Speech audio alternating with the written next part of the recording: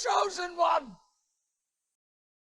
Welcome to The Chosen One. I am your host, Qui-Gon Din, and joining me today to talk about Adepticon Team Tournament is none other than Daimyo Matt from Rogue Support. How you doing, Matt? I'm doing great. Happy to be back. Excited to talk about this fun topic. This event for me is the biggest reason to go to Adepticon. As cool as Worlds is, I think we already know what all's going to be at Worlds. You're going to see Boston casting everywhere, and the team tournament, every round is completely different because of the layout of the format. Yeah, it's going to be a lot of fun. So, listeners, how the team tournament works at Adepticon, it's not like regular team tournaments where you just set down your list and you play 3 games side by side and the winners take 2 out of 3. Your partner with you, each of you take 2 squads, and then you have to mix and match those squads. You cannot repeat pairings, which means you're going to play every incarnation of your list. This gets really interesting when you start looking at min-maxing your list, because you can't really min-max your list. Any forward thoughts you want to talk about with the squad construction in general? I think it gets interesting. Yeah, I think it really takes your approach. I mean, certainly, like you said, it's hard to min-max, so it's going to reward, in general, the units that just don't necessarily need as many tags, or you can go the opposite, and you just go all in on a tag and just accept you're going to have some less used models on the table. Let's go with that. Yeah, like if you want to play all Rebels, well, now you got Bartu and the Pathfinders that you got to rely on, and where do your commandos go? Where do base and turret go? Are you going to try and make it so you can play them both at the same time? Because if that's the case, you only get one game where you get to play that awesome pairing. Yeah, and that's exactly right. It's thinking about, do I want to put a lot of my strength into one list potentially? You only get to play it once, but you can play that later in the event. Or do you want to try to make each list, sacrifice a little from each to make them all equally as good or as close as possible? And in my opinion, this is where units like the Weekway Pirates are going to be probably the best units in this format. They just kind of fit in, go anywhere, and they are just generically good. Steadfast on the points, pretty strong right now. Oh yeah, there's definitely a lot of units that are just, when in doubt, think here, right? That you can at least have some flexibility, especially a lot of secondaries. You think a lot of the bounty hunters and stuff can just kind of slot in pretty easily. I think you're gonna see a lot of Boba Fett's as well. I think Boba Fett's going to make a huge splash. I also think Luminara is going to make a huge amount of play. That's a good one. That's a good one. It's what I played last year for the team tournament. We were on, I teamed up with Plugacoid. He brought Cad Bane and Mando, and I brought PLC with Luminara. And we went with kind of the good stuff, bounty hunters with like Empire support. We put with PLC, we put IG-88 with PLC and then the ISB, because we knew we were going to pair PLC with either CAD or Mando, and both of them either have bounty hunters in their list or Empire supports, because we did Mando, Dark Troopers, and DTE. Put that with PLC. I think that's what we played into you guys with when you guys dropped Vader Thrawn, I think. And yeah, we went all Empire, and that was kind of tough because we definitely had to sacrifice on some supports, especially and secondaries, and kind of had to really work around a few things. And I think the weirdest pairing you guys had was the Vader Thrawn, where you had, you dropped 2 7s, and yeah, I think that hurt you guys in our game, where you had to play ISB and DTE or a Death Stormtrooper Sergeant. I think that hurt. But yeah, and I think, like you said, with the 2 7s, that was kind of a list where we had to make some sacrifices potentially, and we kind of just hoped Vader would do a lot and kind of carry Thrawn. And Scott's really good with Thrawn, right? So he knows that play line and such. But yeah, it was tough. It's tough. You kind of have to have a couple matchups just aren't as good. It still forced me and Plugacoid to go, we have to drop our best list here because it's Empire. It's you and Scott as players. Like you guys forced us to drop a very not so good matchup into the final, and we ended up having to play against the all Mando Armorer list, and we were stuck on PLC with Cad Bane, and it was rough. We couldn't do anything because Paz just kept holding the center point, and it wasn't until we pull Shock T that we're able to like finally squeak out that one. But that's the thing about the team tournament. If you're forced to drop your strongest variant of the list early, you get locked out of it in the late game. Yeah, and obviously part of it comes, getting, in the last round, both players, you don't have an option. But as you get closer to the end, you're going to start understanding, you start seeing what your opponent has already played. You're like, all right, well, we kind of know what they're going to want here, or it seems like they're kind of trying to keep this list maybe aside. So if you're in the second to last round, you might be like, all right, well, we don't think they're going to play that because that might be their last round, air quotes, last round list. So maybe we can kind of guess what they're going to play here a little bit. It narrows it down, gives you a little bit more information. Granted, they're getting the same advantage into you, but maybe you do better with that information than they do. Yeah, and it's also, do you drop your weakest list first? Well, what if your opponent drops their best list first and now you're stuck at a deficit? If you're trying to win the team tournament, there's a lot of variance for just random pickings and everything. And it's definitely, you need to make sure your list sings. Yep. I do think that Rebels will do good, but I don't think you're going to see the full, let's have everything be Rebel tagged. I think it's going to definitely be mixing in some of that scoundrel bounty hunter stuff. Yeah, for sure. I think you're going to see, from a primary point as well, I think Mando's going to make a lot of just pop-in appearance places. Like he could be just a fourth in a Rebels list. We see people do that already. Now that's when they're getting to, use Cassian as an anchor or make kind of a 2x2, not when they're in this boat of having to play every pairing. But certainly Mando to me feels like one of those primaries that just people are going to be, I don't know what to do here. What's going to fit? Yeah, Mando makes it work. And it's going to be with things like, but we're going to see bounty hunters with them or scoundrels, like you said, in that Mando side of just good stuff. Mando, Dengar, Weequay is going to be a super common squad, I think. That I think Maul's going to make a resurgence here. Maul's going to be great. Yep. Armorer, just with Bo-Katan and the coverts, is going to be a good splash squad that can just, you can pair that with Cad Bane, Shock T, and some Mandalorian super commandos or something, and bing bada boom, you kind of got like the mobile team that can just refresh force and play the elevation. That's the other thing that's going to be a factor. Elevation is huge at Adepticon, and every year the maps at Adepticon seem to be, let's have less ingress and more you actually have to do climbs. Well, it's wild. The first year, it was totally the opposite, right? It was they had too many and they overcorrected, I think. And they even kind of said, like, hey, we're learning every year. Density was a little bit more. Year one Adepticon, the tables were a little more predictable. We had less terrain sets out at that point. The maintenance bay had just come out. Wasn't even, I only fully released for the public yet, but obviously they had some, they get it from AMG. But the tables were very similar. Last year, I think we saw a lot more variety between tables. So yeah, and a lot denser terrain overall. So I definitely think elevation's going to be big. Yeah, I'll have my Mandalorians in my side tote if I look at those maps and I go, well, there's a lot of no ingress and a lot of elevation. I'll probably drop one of my squads just to play Mandos. Yeah, it's definitely going to be interesting. I think with teams, like I said, I think there's a lot of different, the approaches really are, do you want to take just a good stuff list, right? Just primaries you and your teammate are comfortable with and just figure out, lean towards ones that are a little bit more, tag agnostic, that don't care. Or pick a tag and go all in and you got to go deep and just lean into it. I can like speak to that because I'm doing me and my buddy are doing full Republic. And our idea is, we want to play Mace, we want to play Vader, but never at the same time. I'm like, let's have one side of the list just be Mace and Vader because they kind of do the same thing. They bring a lot of force, don't spend a lot of it.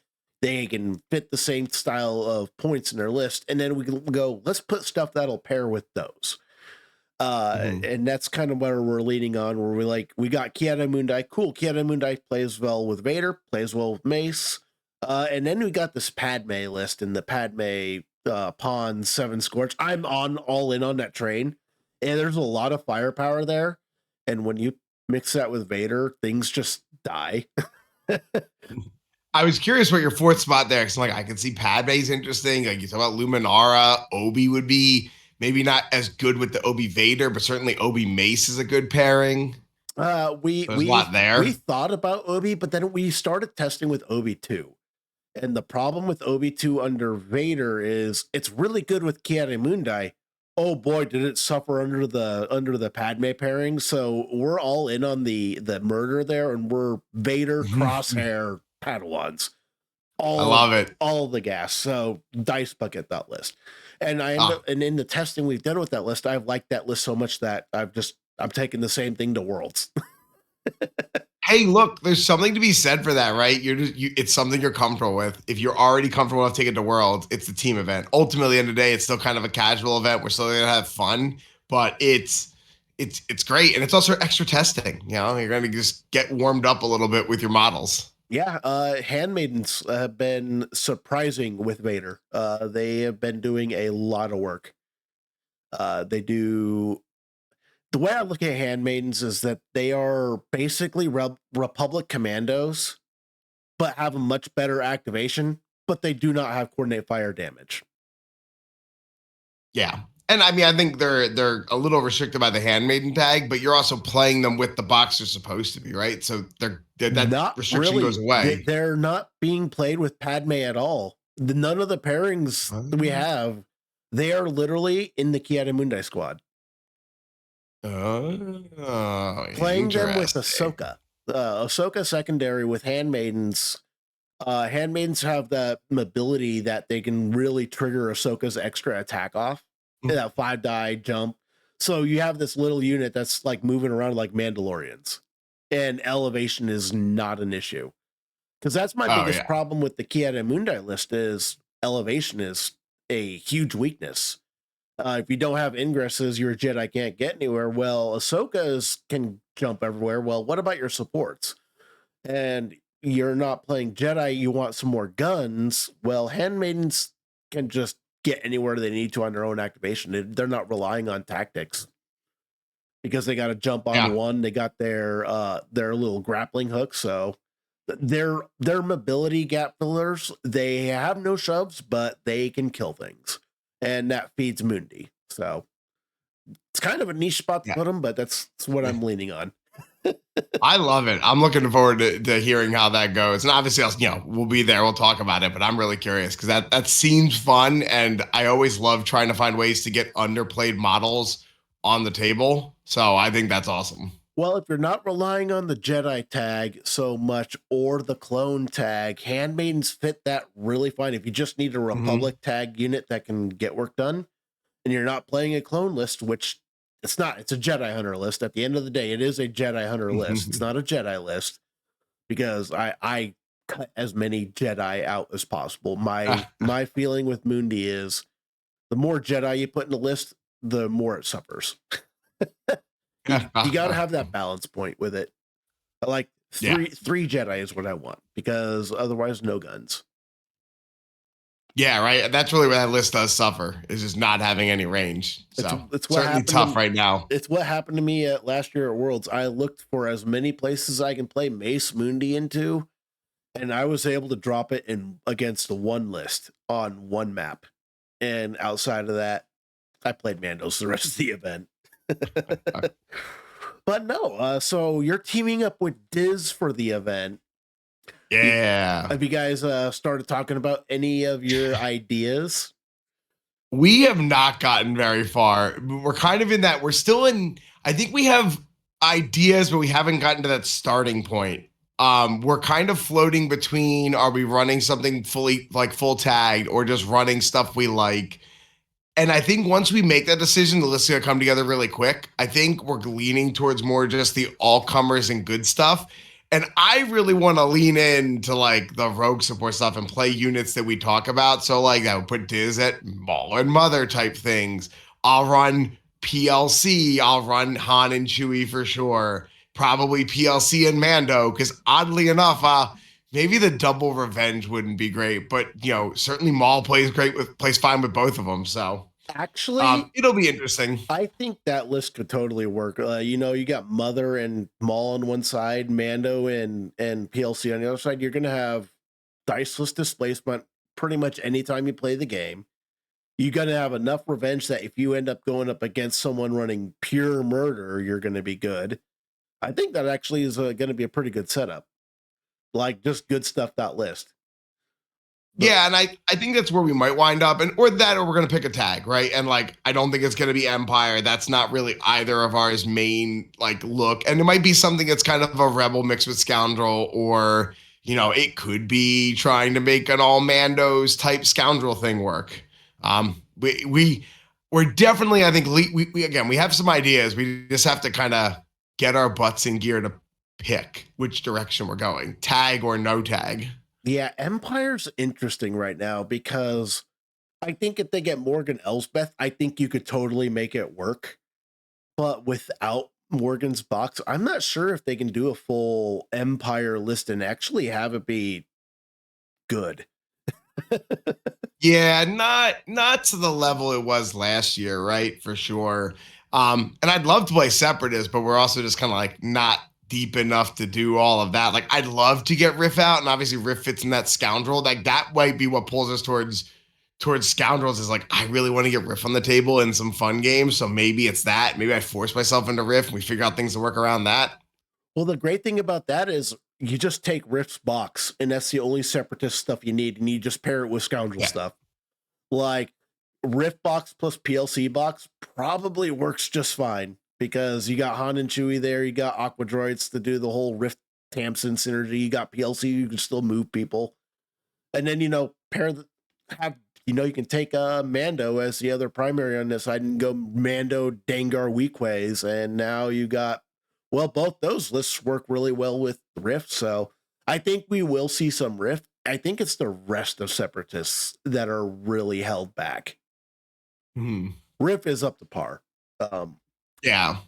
But And then it's like there's definitely a strategy to making kind of 3 good lists and one just we're gonna play this round one, right? And just hope and pray we can just carry ourselves through. Because you talk about the list we just talked about, right? So if we did Riff and like PLC on one side and Mando is one, the other one's the other, Riff Mando is fine, PLC Mando is fine. Whatever you put in the other spot, you could make it something that's kind of just like, yeah, it's fine. It could be Talzin, right? Doesn't necessarily have the scoundrel synergy, but like we could probably claw our way through like a Talzin Rift game and survive. Maybe if we do great, like we've definitely. I remember that was a conversation with Scott a lot. Was like, do we just put all of when we were talking about we did Empire, we have 3 good Empire supports, we have 3 good Empire secondaries we want, and we have 3 primaries we really want.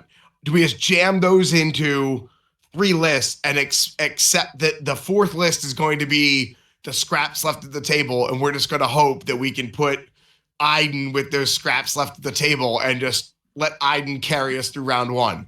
That's kind of what we did, and it kind of worked. So there's definitely something to that of like, do we just make a bad list and accept it's going to be a bad list? That's kind of like where I'm at with the Mace Mundi pairing right now. It's like, because it's Mace Rex 501st, and then it's Mundi Ahsoka and Handmaids. So I'm like, well, our supports aren't shoving. Our supports basically have to play the wound game, and you have to rely on the extra attacks from Ahsoka and Rex to carry us. I'm like, I think that will work on Sabotage. I'm not sure if that would work on any other map. And that's a list like, hey, look, you just have to accept you can't make the perfect list. I think that's where people struggle a little bit with list building, is I think people try too hard to make 4 really good lists, and it just can't. Right, I don't think it works that way. You just have to. I think it's better to make 3 good lists and 1 bad list than make 4 average lists, because I'll take round 1, round 2, just be like, all right, like their list doesn't look, these guys are here playing a bunch of fun stuff. I think this will be fun. Our goofy stuff against their goofy stuff. Let's just do it. And just hope you have a round 1 opponent that you can show up with a more casual list and just play well, right? So I think that's the better way to approach it for sure. I think the format is, I love the format. I love how it just, you can only play your list one time, and then you have to move on to the next one. Win or lose, I think a lot of the strategy is going to be in what do you choose to put down when you put it down. I think that's going to be a huge part of the tournament. it was last Oh, for year. sure. Like, we burnt our Lumi lists like in our first 2 rounds of the event, because as good as Lumi is, it's Lumi, Crosshair, Fifth Brother is what we played for that team tournament. Just, good stuff list. We played that with everyone, and we knew we were going to be down bodies. And we, going back into it, me and Blugacoid realized we probably should have saved our Lumi list for like the final round, because had we had Fifth Brother to with the repulse, we probably could have actually cleared out paths way earlier. Mhm. But it comes with the territory. I do think Mando's probably going to be the number one primary to take to the team event. Yeah, certainly in that like Mando Mall, you pointed out is another good one earlier. Like in that realm of just things you're like, yeah, don't really care about tags that much, just good models. Yeah. Any other surprising models that could see? I think Hondo is another one that could see a lot of play. Yeah, he'll get a little tough at 7 if you're trying to go, but if you're playing him in Scoundrels, I guess there's a lot of 8s and 9s. So there's not a lot of other 7s you're really super worried about around him in his type of shell. So yeah, Hondo's it could be a really fun one. I think Hondo, Scoundrel, or Bounty Hunter secondary, and then Bar 2, and I think you're kind of golden. Yeah. Lando. No, I mean, Lando gets interesting. Lando would be weird. Yeah, Lando feels to me like somebody who's really good with list building can go have some fun with Lando. I don't know if it's going to be that good of a list, but man, they're going to be two really fun Lando. Like you're going to have some fun pairings. Yeah, But I played against Lando at the team event, and the Lando thing happened. He reshuffled Lando to Lando, and it was every time. It was like, yeah. Unfortunately, it happens. It's the one thing that'll ever keep me from playing Lando at an event. Yep. I play them like locals. It's a lot of fun because you just don't care. You're just joking around. But yeah, I don't know if I don't have the stomach to bring him to a competitive event because every time I go draw a card from that order deck, I'm just be staring and be like, oh God, it's gonna be Lando. Shuffle to start the game, first card. Oh God, it's gonna be Lando. Like I just can't handle it. Nope. Too much heartburn already thinking about it. Ain't doing it. Can't make me. Yeah, no. Any primary that's RNG like focused like that, I'm like, fun for fun games, not for an event that I'm spending like $1,000 to go to. Yeah, right. And look, like, yeah, teams is casual, but it's also a lot of fun. You want to go play, you want to go win. There's going to be a lot of people that we know, a lot of competitive players, also a lot of casual players who go with really cool themes. I think one of the neatest things are the display board. And like year one, me and Matt Booker won for like best display. We had that, giant barge. We put all of our miles on it. We were tourists, salesmen basically. And then last year, Scott and I came with a little bit of a theme. We had that hut we were bringing the miles around, and holy cow, some of the stuff people were doing. The two display boards. The Mandalorian one with the furnace was cool. Yep. And it had this had like lights in it. It was the furnace. It was the person who was like, they were all Mandos lists. They had armor. They had everyone there. That came in second. The display board that came in first was the one with like the hangar bay with the back of the Millennium Falcon, and it was it was like Lando Han playing, sitting there in a hangar bay with the Falcon. That was really cool too. Like the level of creativity for some of these things is just off the chain. Like it's incredible. So I felt really good about our theme the first year and second year, and the second year I was like, oh man, I put some effort in. And these guys were just incredible. So we're gonna have some fun. We're gonna have a theme. We're not gonna go try to even compete with the people who are dedicated to doing well and good for them. It's so much fun as a player. I appreciate watching. We got to play against the all Mandos people, and it was so cool just like playing with their display board, sitting there watching. I'm like, this is so neat. I just want to keep looking at this. Like, this is really cool. So very well done. Yeah. J.R. Durkot was one of the producers for Hello there. His theme board was like Disco's Lando, and he like had this disco ball, and he flick on the music and it plays the Star Wars disco track, and I'm Uh, like, uh, this uh, is uh. great. Okay, this is fun. Like, and like Lando just didn't want to show up for the deck, right? But it was Yeah. cool. I Yeah, want I look forward to that, seeing what everyone does and seeing people's creativity and artistic skills on display there is really neat.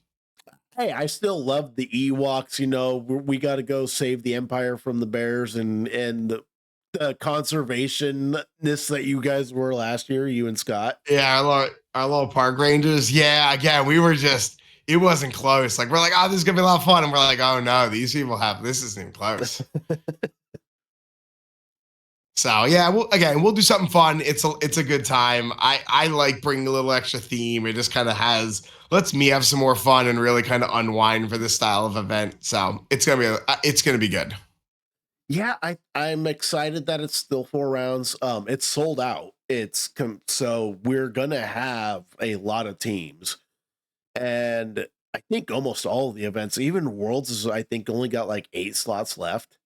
So Yeah, single digits. Yeah. I mean, obviously they had to pull back some because of the people who won GTs.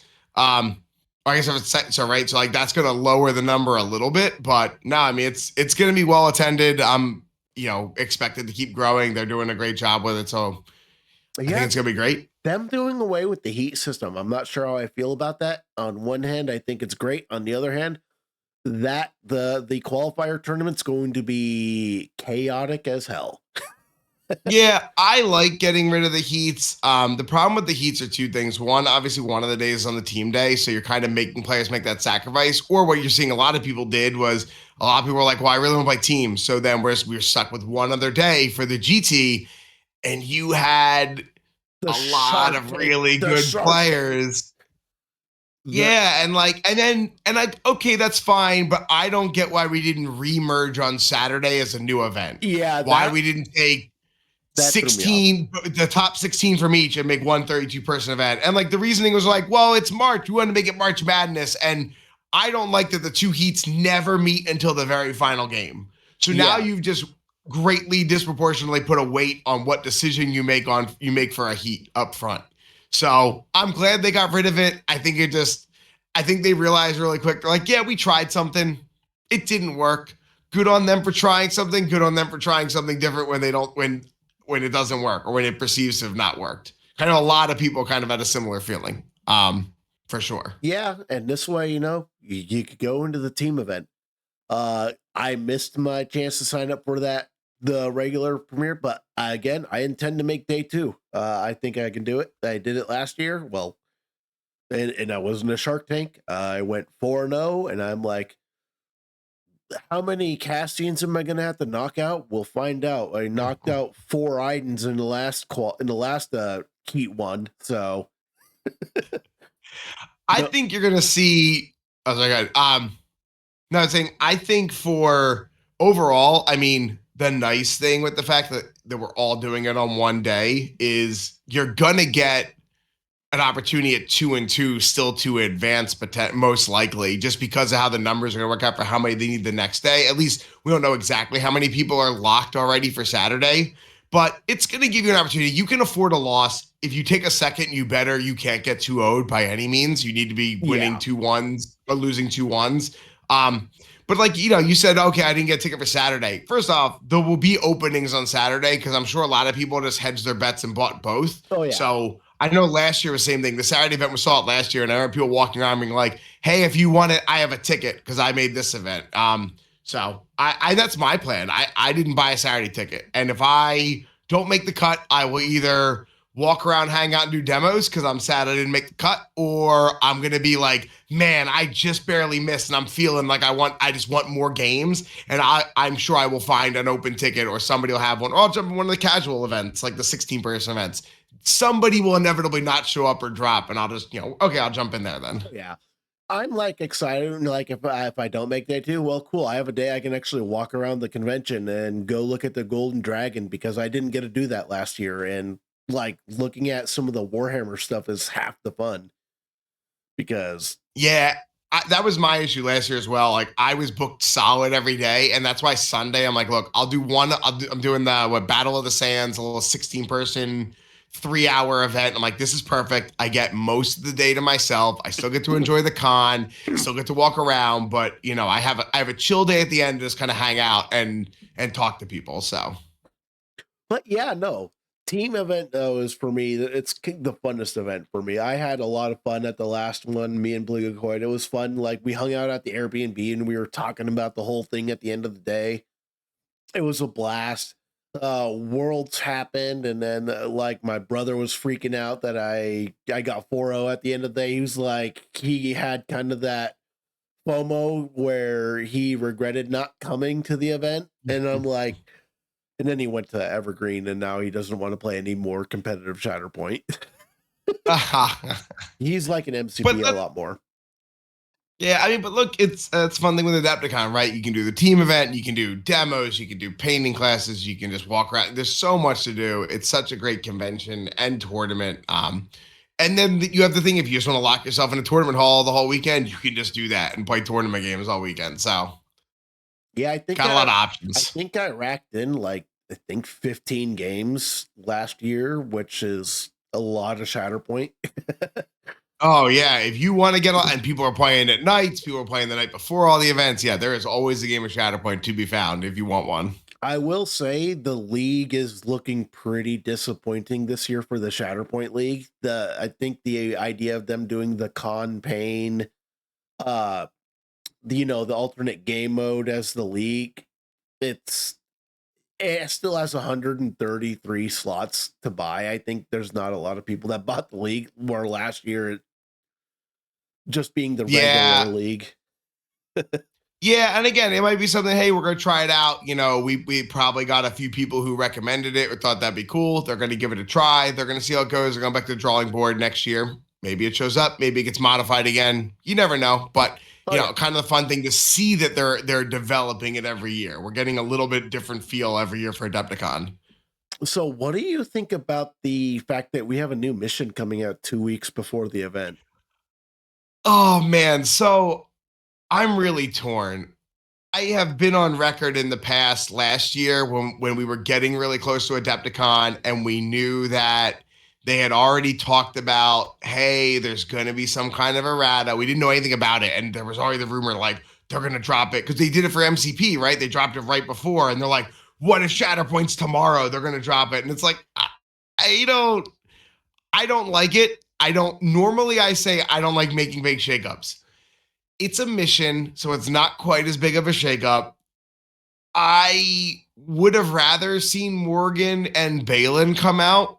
Yes. If this is the twist shakeup they're going to give us for Adepticon, okay, because we're going to see it probably 2 weeks before it comes out because they're going to slowly release it. So I'm okay there. So no, I mean, I think if it was a full errata, I'd be against it. I think the missions will be interesting. It gives us something new to kind of spice things up. I'm really curious to see, we've seen the layout. I think the layout is really interesting for a lot of lists right now. It's going to be fun. I hope it doesn't make a big impact. I hope it doesn't become like Never Tell Me was once it kind of clicked for people where it's like, oh, what was it? LVO was like 75% Never Tell Me. I hope it doesn't wind up doing that. What I think it's going to do is I think it puts Mandalorians up a notch. I think Paz Vizsla on that map is going to be spicy. Since everything is sender focused and there is no far side points, like I'm looking at any model that gives a steadfast protection bubble and any model that has like a bubble like effect. Luke Skywalker is going to love that map. The big problem is like looking at it, it looks like those outside points are farther outside than normal points. They're the same. So you're going to have to kind of start the same distance as first contact. So if you do have infiltrate, you can counter. But it's everything converging on the center is what's the interesting. Yeah. So I think you're going to see I personally think just looking at that idea that we're starting wider and kind of converging in, I think Order Deck is going to play more of probably an impact in this mission than I think in any other one, because you're going to need to make sure your pieces that can move other pieces, or your pieces that have better like double move response to what your opponent did, you're going to need them to come up at the right time. So I do think order deck is going to make more of an impact in this mission than it does in the other ones. Now it's hard to quantify. It's hard for me to actually prove that, but just thinking about how the flow is going to work from starting really wide, but basically having to collapse in because there's so many points in the middle. I think you're going to need order deck to kind of assist you a little bit. I think that's going to be part of it. Mace Windu's going to have a happy day. Oh, yeah. There's definitely some right. Mace is going to love it. You said Paz, right? Bo, people with Wrecker is going to like it. Luke, anyone with a bubble or anybody with that kind of quick. I think Mother Talzin's going to like it. You know, she has a real, because her dash is anywhere and she's only range 4. So like she's always kind of suffered with that, man, when the fight's going on the other side of the field, I don't get a lot of value. But hey, look, the fight's all going to be in the middle, so maybe that goes up. Ahsoka 1. Yep. Freaking there's a bunch of characters that I think are going to love it. Vader Jedi Hunter lists are going to be ecstatic. I also even think about like your models with reactives are going to get a little edge. Like you're going to get a Hunter who gets to be a little bit closer. You're going to get a Boba Fett who gets to be a little bit closer every time, right? Like that, those little incremental pushes are going to do a lot. I'd be curious to see what like Mandalorian Super Commandos do, right? With having that detain ability. The tar pit is, yeah. I think when you can get those two models up there in the middle, you're really going to punish your opponent, and either going to catch them forgetting those exist when they do their like math and everything, or it's going to make it's going to impact their decision making. Nadar Veb also is yep, another good one. Yeah, I think you're going to see a lot of those models they might not sit here and show up and disproportionately do well, but they're going to always feel good on this map, where it's something where like I feel like sometimes on like Never Tell, you're like, all right, Hunter gets the dash. Cool. He's dashing from way in the back to still kind of way in the back, right? Or these models are moving, but if your opponent's smart, they're going to play around it, but there's not much you can do. Everyone's going towards one spot for the most part. Yeah. So I think this mission's going to land a lot more successfully than First Contact did. I don't think a lot of people like First Contact. First Contact gets better when you play it more, but I agree. I think it's very different from what we're used to, and I think it just takes. It hasn't quite sunk in for everyone, so and it doesn't matter. It's my least favorite for sure. It doesn't matter if you learn that map perfectly or not. The problem is that even if both players know the map really well, the fact that you can just keep changing points back and forth adds a lot of time to the game. Yeah. and I almost wish that it said like it can't go back to the one it was just on, right? So you basically had to cycle them, but you cycled them once and then kind of reshuffled, so someone can't be like, well, I know what the order is going to be, right? Like, yeah, you have to have used each map once before you go to before you go back to something. I love Struggle 1. It's my favorite individual struggle of any game is Struggle 1 on First Contact. Just because I love that. I love the whole Shatterpoint mechanic. I love that you get these really fun mechanics and everything. It's when you start changing the map after the end of each struggle that it starts to get really rough. Yeah. So we'll see. I mean, look, they're obviously trying something new with this one. I can't imagine this is going to be a different layout version of like shifting priority. We're going to get something a little new. We kind of have an idea on the mechanic, at least the key mechanic. I'm really curious to see how they start rolling it out and see what creativity they can do with some of the mechanics they're trying. I love what they did with the priority objective for this new one, where it's split between 2 points and you have to control both points. It doesn't flip until it's scored and then a new one is drawn. So there is no new priority objective every turn type thing. I do like that aspect of it.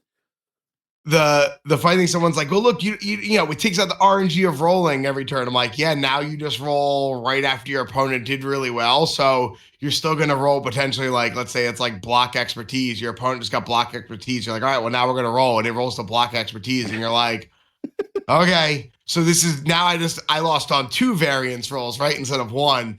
it just doesn't feel as bad because not every turn. It's like one, you get to plan for it a little bit more. Yeah, and you You're can not like, actually all right, fight this is the for it. point. Let's all scurry here, right? Exactly. You can try to deny a priority point for your opponent, which you don't get to do normally because you never know what your opponent's priority is going to be on your turn. Yeah, and the more missions they introduce, eventually we're going to get that mission rotation. MCP has it. It's only a matter of time before Shatterpoint gets it. I don't think we're going to ever have like, oh, there's 15 missions you can choose from in Shatterpoint, and you have to be prepared for 15 missions. That would get a little crazy. Yeah, and if you look like, I mean, at the pace they're going, we're probably going to get another one potentially, late 26, early 2027. So we're going to keep seeing enough missions that, yeah, we're absolutely going to get to where MCP is and have a rotation. I'd be curious if we see it next year. We don't really know much about the next season. They haven't launched. Normally right about now we're getting the GT schedule and we're getting kind of some previews of the next season, so hopefully any day we'll see that. But I'm curious to see if they tell us in the next season we're going to go into rotation, which to me feels like it means they're going to get us another mission pretty quickly in the season, but they might wait another year, We let a generally couple more fleshed out. we've been generally getting 2 missions a year, so Mhm. it definitely wouldn't surprise me if we get another one by the end of 2026. I also Yeah, I think it's gonna be late 26, early 27. It won't go 12 months. I don't think. I don't Yeah. think till we see another mission. I mean, it still feels like First Contact didn't come out that long ago, so like See, we play it a lot locally because we have a lot of guys who really like it. So I've been seeing it at local events since basically the day it came out. So for me, it's like, oh yeah, that's just been here. It all depends on how much you're playing it. You're playing with it or against it. oh yeah, like it still was a real First Contact is gonna be a year old once we get into Adepticon, but Mhm. because it was released at the last Adepticon. I think we're doing fine on the pace of missions. I think that's a good area. I do think we're also going to probably get 2 to 3 more boxes announced that we haven't seen yet. The Oh, for sure. like I'm assuming that this stuff that we got from Ministrav is probably the stuff that we're going to get through maybe August, and then we're going to get a couple more boxes after that. I'm like 5 boxes can't be the only boxes we get the year. I'm assuming we're going to get closer to 8. Yeah, I mean, we got what 9 releases technically this year if you include the dual pack as a release. Yeah. So I think we'll see about the same. And I think we're gonna see normal stuff at the Adepticon panel. They're gonna show us some of the new stuff. Like they're gonna show us cards for the not probably at this point we hopefully we might even have Morgan and I'll we have both those boxes, Morgan and Balin. But we'll see a few more cards from the other stuff they spoiled during mini Strav. But then I think we're gonna see the teasers for the end of the year product, right? Like you said, we're gonna still see stuff that's in 2026. So I'm excited to see what roadmap, especially like they've already shown us the eras we're going into. So like show me more. Yep, show me more and give me a Newt Gunray box. Just Oh, please. if you're gonna do episode 1 with Qui-Gon, give us Newt Gunray OOM9 and some destroyer droids. Like go full in on the Phantom Menace. Admiral Trench just dropped was announced for Legion or dropped for Legion. My Legion buddies, even though I started playing it again a little bit, but like the Legion guys are like, yeah, Admiral Trench is in Legion. I'm like, so where is he in Shatterpoint? Give him to me. Give us Trench.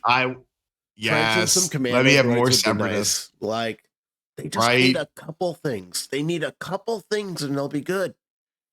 Yeah, well, I think we get like another just like generic tactical droid. Like, all right, here's like a T series tactical droid, no name guy, not as good as like Kalani and Kraken, but yeah, then give us something like a really good support for him.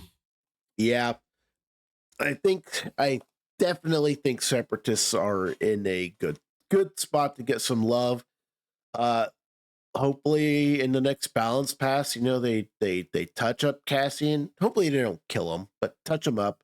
And then the box that needs the most love, fix the Veers box because every single unit in that box is trash. Unplayable. Yeah. And look, every model can't be great, right? If every model's great, then no model's great. So I'm glad I was surprised when I heard they were gonna do another like little tweak or errata so quickly after doing one last year. It certainly sounds like from listening to what they've talked on some interviews, it's not going to be to the scale that Oh, they're doing right now. I It's not going to definitely, be. honestly, it Yeah. would be my guess is that they're gonna tweak the Padme box because the Qui-Gon Jinn box is coming out, and I think they're gonna tweak probably Cassian to some point. They're gonna change that bomb. Too many people complain about it. It's not Yeah. fun. I think they'll tone a couple things down. I think they'll do more buffing than they will toning down. Toning down, it might be like Cassian, base turret, and like the boss box are the only things I keep hearing people constantly say, like, these are things need to be adjusted. And that hopefully that's it for toning down. I think they did a good job with their kind of And nerfs last time really, around. the only thing you need to tone down in boss's box is the way that boss gets force back. Make it so that he has to wound something with an attack rather than, oh, that bomb of his can refresh him force. That Mhm. bomb also being range 3 of any clone is also probably the biggest impacting thing about that box. Yeah, that is definitely, I think, one of the weird, like, oh, and look, they probably thought they'd be like, this is really cool. We can find a thematic way to do it. And look, again, they're doing testing in a more limited sample size. So once it Yeah. gets out to the rest of the world, we sometimes find stuff. So, no, I mean, I'm glad to see they're doing something so quick. I was surprised, pleasantly surprised though. But hopefully, it's more bringing the floor a little more up than trying to push the ceiling down. I Yeah, think we don't need too we've many already nerfs. seen how they worded and they made Balin not so made sure not to make Balin uh uh freaking Cassian. At the end of each Yeah. struggle you gain a hunker token. No, it's only the struggle you lose. Yeah. Fix that change Yeah. to Cassian's bomb and maybe make it so his revenge trigger isn't so generic, and that's probably all he needs.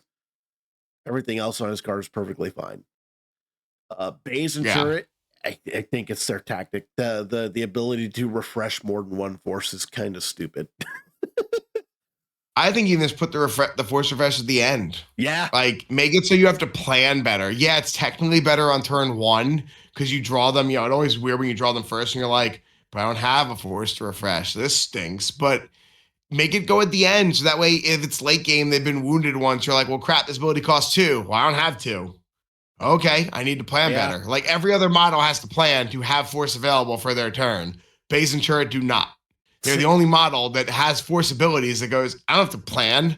I will get back exactly as much force as I need to play these to use all my abilities yep, by one and ability. So and people are like, some people are complaining about Seven Scorch, and I'm like, Seven Scorch just die if you melee them. Like, they're not mhm. the hardest things to kill, and they go, but Rule 17 so good. I'm like, only if you're building around that. If you are playing Delta Box plus Hunter, you do not have the force to spam Rule 17. Yeah. You Yeah, just don't. that's definitely the problem. I mean, I agree, they're squishier than, in the beginning we thought like, oh my goodness, look how good they are. Like, yeah, they're good, right? Don't get me wrong, but they're just not the survivability just isn't there, which I think is what keeps them a little more in check compared to things Yeah, like base and turret. it's not boss. Boss is the kind of the Mm, thing that's breaking the math here, and for me, in terms of what he is doing as a primary, the how much force he can refresh, how much moving he can do. Again, it's kind of the Iden problem, but the difference is that Iden doesn't refresh force when you wound stuff. fair. Yeah. But it'll be interesting. I'm curious to see. I hope, I obviously I doubt we're gonna get that before Adepticon. So it'll be fun to see. I hope we get before the start of the season. That's what I think we're gonna see. I think they're gonna show us more of that at Adepticon as well. In fact, they might drop though. I wouldn't be surprised if like during the final announcement, there's like, all right, and the changes are live now. Have fun, right? Like the event's over, cool, and here you go. Honestly, what I think they should do is Adepticon should be the last event of the format. And then they announce the May patch and let the May be the beginning of the new format. All the new Yeah. GT structure would be under the new stuff, and Adepticon ends the current meta. I think that if they just did that and did that every year, I think we'd be in a good spot. We Yeah, absolutely. have enough stuff to change. The team tournament though is going to be fun. Uh, Zion's finest. We got Sam and Kenny are teaming up. They've signed up for the event. Sith Emperor Kevin, I forget who he's teaming up with, but he will be in the team tournament. Probably Brady. Yeah. I'm pretty confident it's gonna be Brady. I'm assuming that oh, what's his name? Guy who always plays Inquisitors. I'm assuming Duncan. yeah, Duncan and his brother are probably gonna be playing it as well, I'm assuming. Yeah, I But know Duncan played in both the last two, and the first year I know he played with somebody random and they won. The other year he played because Dean was in there pod, but I think he still picked up and played with somebody. So yeah, I mean, obviously you're going to see a lot of just good people. A lot of people are used to. Again, going to be fun to see what people do. I think it's a little less obvious for lists. Like last year, we still had like Iden was the big boogeyman. So I think you're gonna see a lot of Cassians if you're gonna see of the mainstream things because he fits in. I don't think you're gonna see a lot of bosses, honestly. oh, Um, I don't either. I think you're gonna see Seven Scorch. I don't think you're gonna see a lot of Delta. I think it's yeah, too hard to so make Delta work in a team tournament. I think you'll see just more creativity than you do in normal, in the normal GT by far. So I like it. I like seeing more of that variance. I like seeing, you're gonna put handmaids on the table. That's gonna be awesome to see, right? Like I want to see more variety of units on the table. Like I said, Sabe's the worst unit in that box. And that's Wild. I used to love Sabe until I started playing her more, and then I'm like, oh, the sequencing on her is rough. Yeah, she's really order deck dependent too on when she's drawn, right? Like that's one of the problems with her kid is like, wow, you really got to get her at the right time, right? Got to You get have her to get after a her. primary is up the board and before Yeah. your handmaidens go. And I'm like, the Right. handmaidens just go, they activate, cool. The handmaidens are going to get to wherever they want to on the board. I don't care. So Yeah. to me, they're more splashable than Sabe. And then Yeah. I know they definitely are more. Yeah. and then Padme is just good, squishy but good. But if you can make her Yeah. work, she does work. Do you have any idea what you're playing for Worlds yet? Or Yeah, so I mean, I promise Princess Leia will be in my list. Will be in my list. I was probably gonna go PLC Mando. I really love it. I've loved it since LVO. I keep every time I do it, I've been playing it with both the 5 cost supports, so both Han and Chewie and Base and Shirt, and I keep thinking like, man, maybe I want Rebel Commandos, but then if I'm doing that, do I need to bring Luke and Bodhi? Do I sub one of them out? Now I'm like, well, now am I just playing a Cassian list, like a Cassian PLC list? Um, and then on the other side, unless I can come up with something better, I'm probably just gonna lean into the boss Obi and just bring that. Um, I think it's good in the spots where I don't want to play PLC. It's not my favorite list. It's definitely not. If you told me I don't have to care about what my opponent's doing, I just want a nice, opposite side of the coin for the PLC list. I'd bring something probably more Inquisitor Empire type setup and go really killy. But I think the boss Obi just fits in really nice for the times I don't want to put PLC on the table. And that's where I always look at it. I always try to go in with a main focus list, and then like this is the list I play when I don't want to play my main list. So what makes me not want to play my main list? Okay, these things. What's good against them? Okay, got it. That's this. And it's hurt me sometimes at events. Sometimes you get stuck in like well, both these are bad, and it's a coin toss, right? If I guess the right pairing, I'm in a great spot. If my opponent guesses the right pairing, they're in a great spot. It's a risk you take. You go, okay, fine, we got to deal with it. But the only thing I definitely know is PLC. She's going to be there. She's my favorite. PLC? That box, That Daring box Rescue is so box is my good. favorite box in the game, without a doubt. Never going to be close. So PLC's and Mando are my 2 favorite primaries. I have a hard time walking away from both of them. And Luke is I'll gonna be get sad if I don't bring Mando. Luke is gonna get so much better once we get that Balin skull box. He's a force user, Yeah. so like Always has Shin hungers. Yeah. Hunkers, Han and Chewie being able to start with a hunker and using that for their offensive expertise. I'm like, jeez. And then Yeah. It's Balin's Good. going to be fun. I'm excited for Balin. Yeah. I'm also excited for zombie stormtroopers. If we get Morgan Elsbeth before Worlds, I'm like, I might just take a Morgan Elsbeth list. I already have a Well, list. Her box with Mando, DTE, and Death Troopers. It's like, well, and that's what worries me right now is like we're 2 months out and I don't want 2 new boxes, especially with how Balin's ability is obviously very designed to just fit in places. I don't know if I want to see that now. Like, we're gonna get a new mission. Don't give us a new mission and 2 boxes right before Adepticon. I hope we no, don't get if there. we get new boxes, I would want them at the beginning of February. Give us at least a couple months. Give us like a month and a half to test at least. Like, Yeah. holy crap! Because I don't think Balin would make that much of an impact at Adepticon because it's going to be a harder list to figure out. But I 100% think if those Night Troopers are a 5-cost support, and even if they're just statted similarly to Aqua Droids, that they are 100% going to put Empire back on the map. I think the tough thing with them releasing stuff too is, and I'll use this as a shout out for our Canadian Shatterpoint players. The distribution is so much slower for them, and if they drop the box like Street Date dropped the box early March, one you have to get people have to get it in their hands. They have to build and paint it because remember, if Yep. Adepticon requires 100% painted models on the table. You're just even for like if you and I were playing a random game in the side of the room, we're technically supposed to have all painted models. So it was like, Canada's not going to get the box for 2 to 3 months after we get it. So if they don't drop it ASAP, they're relying on those people either buying it outside their country, getting it shipped in, which takes time, and it costs a lot more. So I don't know.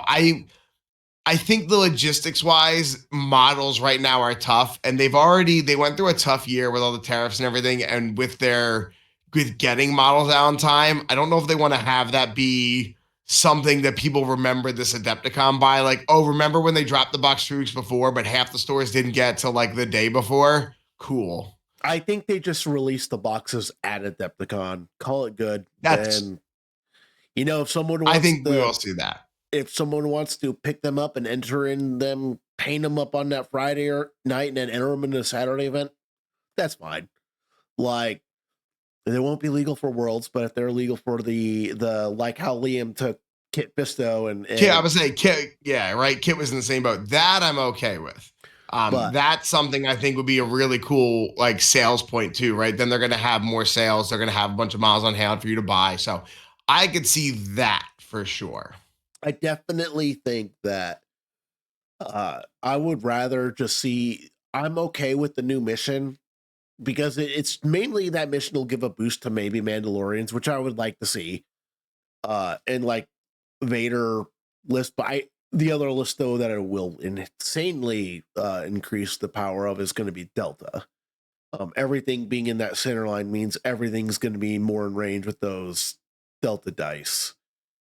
Yep. But Not for sure. yeah, but a new mission is fine. We're not going to have to over practice for it compared to if we got new boxes. New units change things Exactly. way more than a new mission. Yeah, right. Absolutely. It's definitely more of an impact because you can choose to not play the new mission, right? You can choose to, I mean, granted, you can choose to not play the new boxes, but yeah, your opponent can play the new mission. You have 50% chance they're not going to do it. And even then, it's a mission, right? It doesn't look like we have as wonky of mechanics like First Contact. So it's going to be more in line with what we're already used to. Yeah, and even First Contact, it's still if First Contact came out and is brand new, uh, both players are gonna have to struggle through the newness of the mission. So there is no edge. The only edge Yeah. is if your team's specifically built for the new mission and then you land on the new mission. My Mhm. strat for Worlds is I'm not taking Cassian or Boss. Because I hate the mirror match. I also it's a mistake to play Cassian into Boss, but it's also a mistake to play Boss into Cassian. The matchup sucks. It's so rough because there's so much variance. A Cassian player is at a big disadvantage if they get a turn 1 boss. But if the Delta squad gets hit with the 3 damage from the boss, the Cassian bomb, you're also in a really bad spot. Struggles 2 and 3. I don't like any chance of that matchup, so I'm playing pure comfort. Uh, Okay. Obviously, got to play Mace. Mace is going to always be. I'm probably going to play him until the game dies, or until he's just unplayable, like he was during Empire format.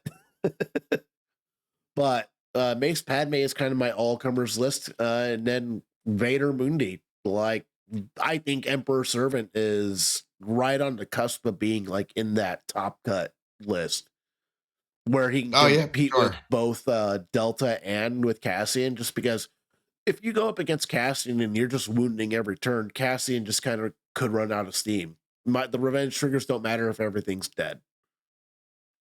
Yeah. So that's just my strat.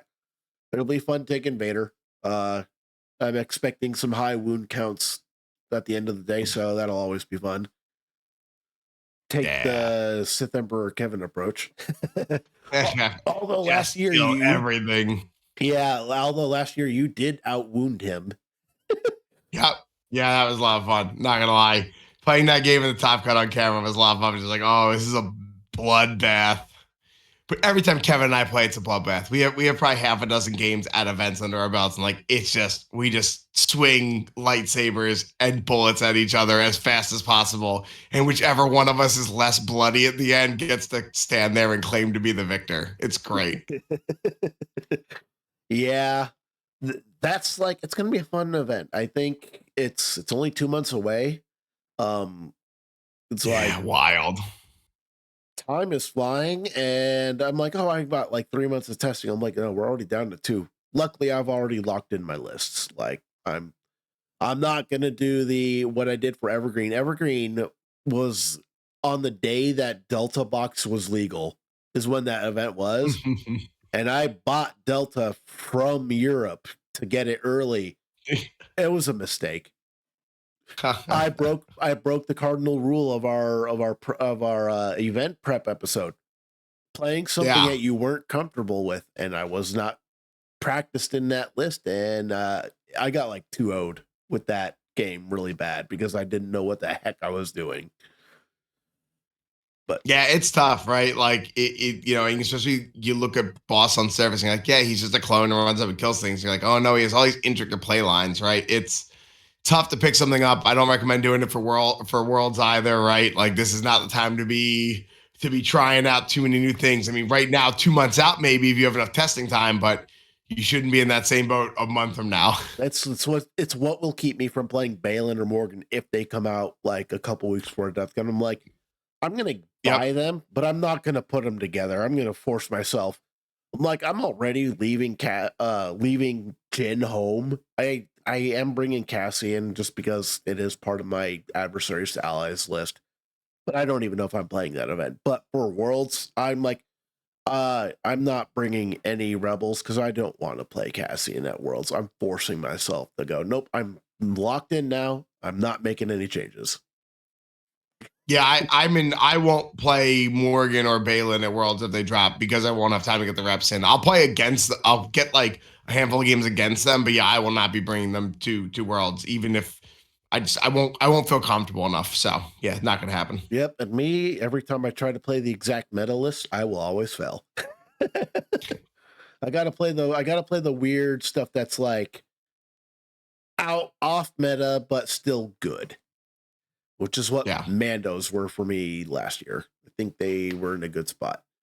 Although I think part of that was because there was no ingresses. Yeah, true. Like, but no.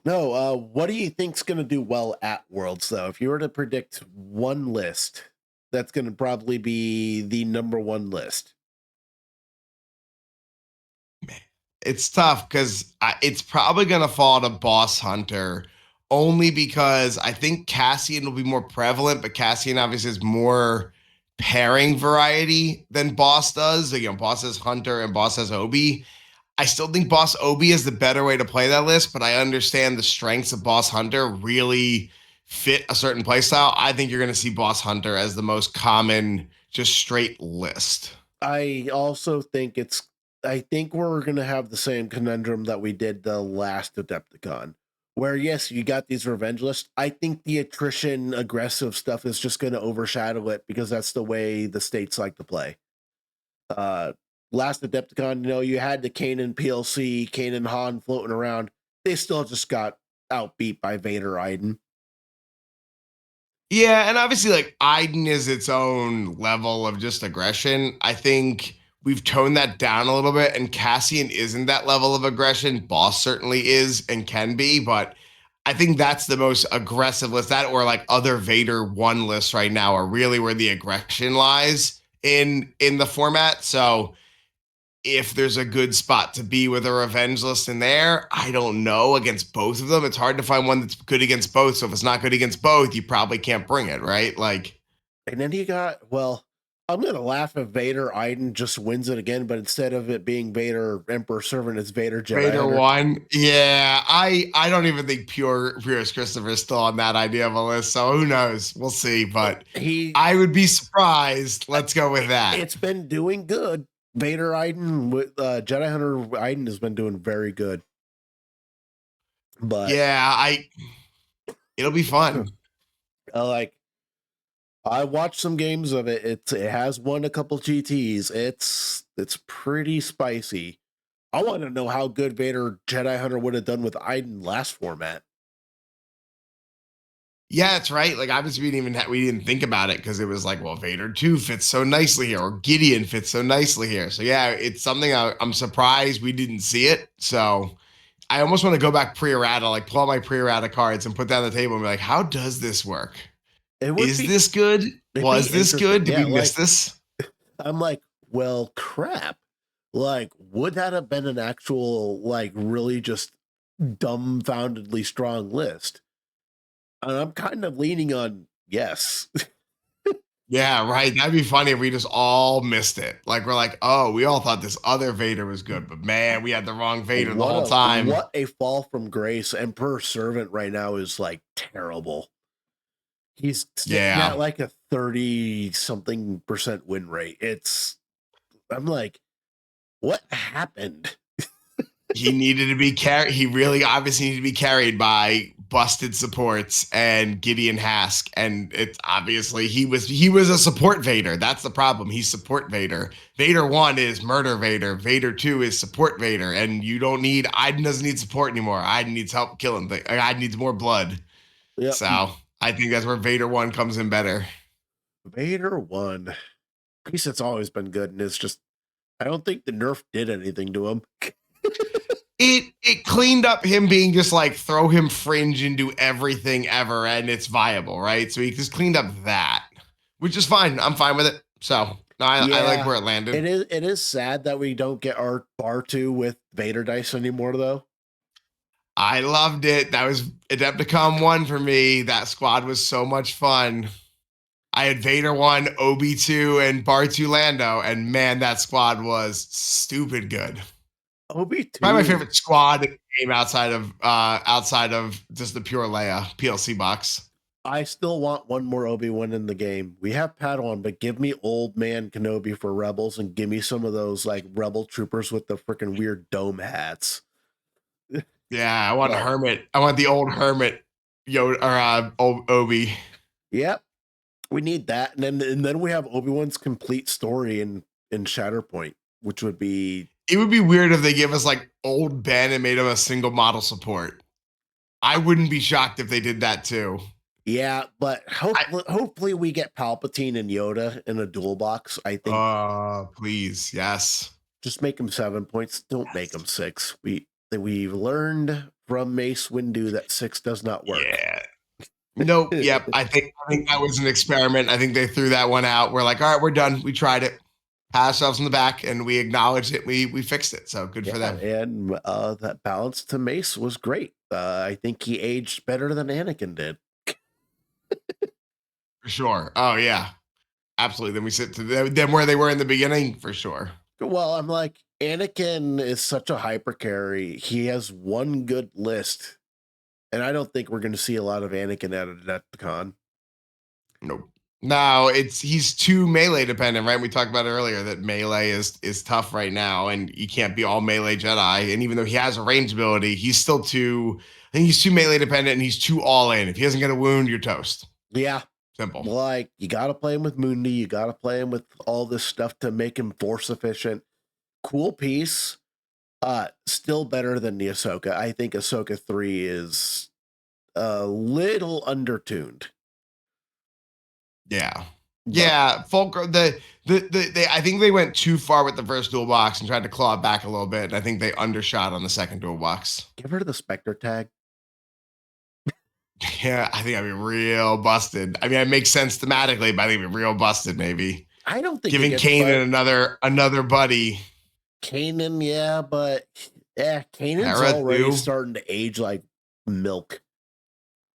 And we kind of knew it, right? Like he really, we're starting to see that he really needs more specters, and there just isn't, right? And we're not going to probably get more specters, so Yeah. unless they errata more specters. And he right now in the current meta, I think this is Kanan's worst meta because uh in the mirror match, Rebel mirror match, well, there's just too many ways to wound outside of attacks because you got Rebel Commandos, you got Cassian, and then you got Delta, which just have so many bombs that they don't care. So Yep. I think PLC and Cassian are probably the two rebels to watch out for. That and Han. I think Han is. Yeah. Han, and man, he keeps tripping into lists. And I'm like, the list feels good when it works, but Han's a little variant dependent and a little game state dependent for me to want to take the worlds. I think. I don't know about the stomach for it. Yeah, Han. I think Han is going to be the difference between winning and losing in the Cassian mirror match. I think the mirror match, Han gets really interesting with the way you can do his revenge triggers and the timing of the bombs and everything. Because if you wound Yeah. something with your bomb, you can move him off of a point so that the opponent's Cassian bomb does not get to do damage to Han. Yeah. So I think that's interesting. But no, any final thoughts on the team tournament? Because the team tournament is, I think it's the first Shatterpoint event for Adepticon. Yep. Yeah, it's Thursday. It kicks us all off. No, I think it's gonna be a lot of fun. I'm excited to see the displays and the themes. I'm excited to see that next level that people reach for. Lists are cool. It's fun. That's why we go to play. But I want to see the people who go the extra mile. It's rewarding for both them and I think the rest of us, right, to see other people have that much fun. The hobby aspect is the coolest thing about the team tournament in terms of a visual acuity and looking at stuff. Like I thought all your guys being in an Ewok indoor hut for your display board was like cool and everything. And then you see like all these display boards that people have been probably putting in months of work into, and I'm like, okay, this is cool. I could Yeah, never that's do where that, but because I suck at the hobby front of the game. I don't paint my own stuff. I get my brother or I will just get it commissioned. I do not paint my own stuff. I am not good at painting. I'm always painting terrain, so that's always tough for me to be able to paint, to have time for anything else. So do you play MCP at all? Because Not really. I have a lot of stuff. I've dabbled. I started with Shatterpoint in the AMG universe and in the skirmish AMG universe, and then picked up some MCP stuff, but haven't really played it too much. Hasn't been, I haven't really had time, frankly. I picked up a couple games of Legion recently only because our Legion community supports a lot of the Shatterpoint events. So some of us are like trying to go to some Legion events as well. Although our Legion events get 20 plus people for like any random month, like, single month events. So the community's doing really well for Legion around here. yeah, I just like the MCP terrain. The terrain for Oh, MCP is really cool. I'm like, it's a cool mechanic. You have to like move it and manipulate it in that way. AMG did a great job, I think, with terrain for both Shatterpoint and MCP for I sure. love And the making them elevation. matter. Yep, elevation is such a cool mechanic. It's a truly a 3D field compared to like other tabletop games where it's just 2D. Yeah. But no, it'll be fun. Do you guys have any ideas for a hangout that you're gonna do, or are you just gonna try and aim for another one at the Third Street Market?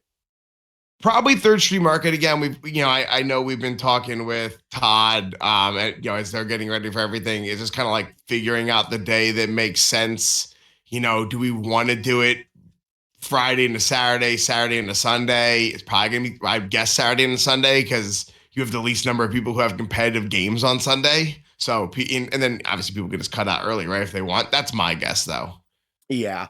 Well, I'm like, Omnis is planning on being down there, so that'll also be cool. It'll be cool catching up. I'll finally get to meet Dizzard because I think he's the last one from you guys at Rogue Sport I haven't met yet. Yeah, he missed last year, unfortunately, but he better be there this year. He's my teammate. He's got no excuses now. Is Accuser joining the teams? So he's doing one of his locals. Yeah, he's doing one of the local Florida guys. Had asked him to play a while, like basically when he said like his one local was like, "Hey, I'm gonna make it to Adepticon. Do you want to play teams with me?" He's like, "Yeah, of course." So there he's playing. He is going to be playing teams. Cool.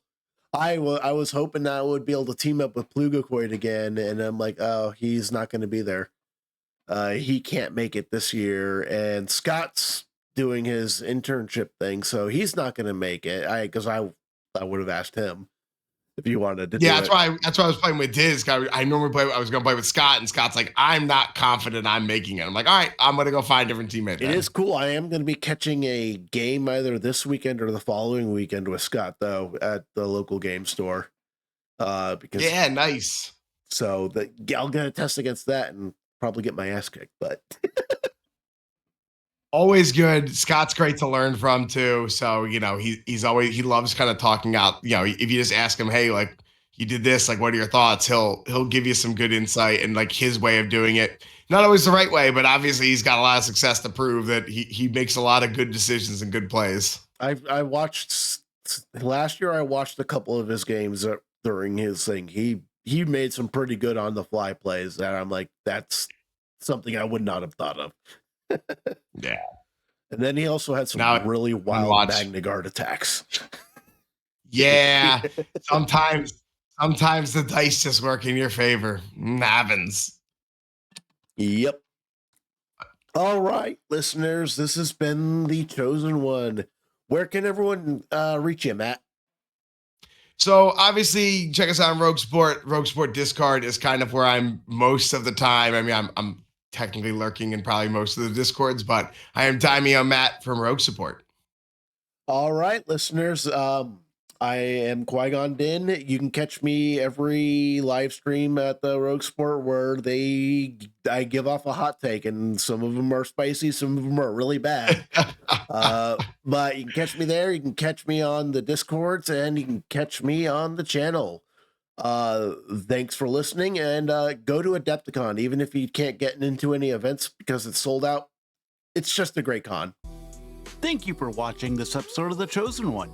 If you'd like to watch the next video, you can watch the one in the link above. And if you want to listen to the podcast, you can listen to the playlist below. Thank you, and have a nice day. Thank you for your support. Please like and subscribe.